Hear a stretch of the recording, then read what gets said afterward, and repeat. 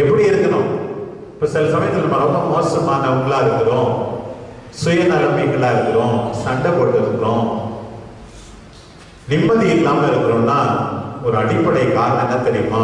We have not realized the love of God for us.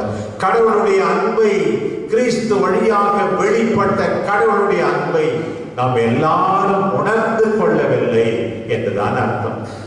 இன்னைக்கு வாசிக்கப்பட்ட அந்த பகுதியில் சொல்றார், இறுதி காலம் இதுவே என அறிந்து கொள்ளுங்கள், உறக்கத்தில் நின்று விழித்தெழும் நேரம் வந்துவிட்டது. தூங்கிட்டே இருக்கிறார்.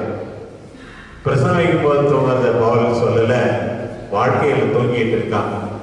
நைட்ல தூங்குறத சொல்லல, என்ன நடக்குதுன்னு தெரியாம, ஆண்டோடைய விருப்பத்தை தெரியாம அந்த உலகத்தை சொல்லுகிறார். ஏனோ தானோ என்று வாழ்கின்ற போக்கை சொல்லுகிறார். எப்போதும் அக்கறையோடு ஆண்டோருடைய விருப்பத்தை தேடாத மனநிலையை சொல்லுகிறார். இதுல பலவிதமான முரண்களை நம் முன்னே வைக்கிறார். பாருங்கள், மீட்பு மிக அண்மையில் உள்ளது, தூரத்தில் அல்ல.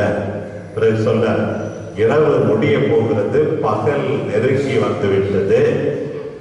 ஆகவே இருளின் ஆட்சிக்குரிய செயல்களை களைந்துவிட்டு ஒளியின் ஆட்சிக்குரிய படைக்கலங்களை அணிந்து கொள்வோமா.